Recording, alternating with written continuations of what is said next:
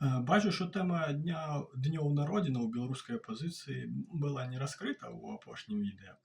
І тут якраз на днях, літаральна там учора-пазаўчора, Святлана Ціхановская ўзгадала на сваім канале пра дзень народзінаў, каго б вы думалі?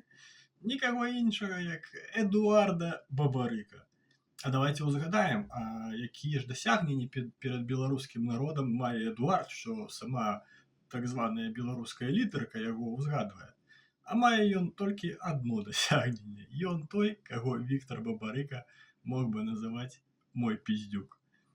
Той самы Віктор Бабарыка, які не мог вызначыцца у краіне, прэзідэнтам якой ён збіраўся стаць, які ж мае быць у яе сцяг, чырвона-зялёны або бела-чырвона-белы.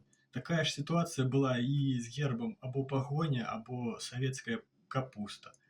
І гэта той самы Віктор Бабарыка, які казаў, што Каліноўскі ў 1863-64 годзе не мог змагацца за Беларусь, таму што Беларускую Народную Рэспубліку абвесцілі толькі ў 1918. На гэтым дасягненні бабарыкан, у прынцыпе, заканчваюцца. Параўнаем жа ж яго дасягненні з дасягненнямі Міхася Жизнёўскага, пра якога тая ж самая самапрагалошаная лідарка 26 числа нічога не сказала.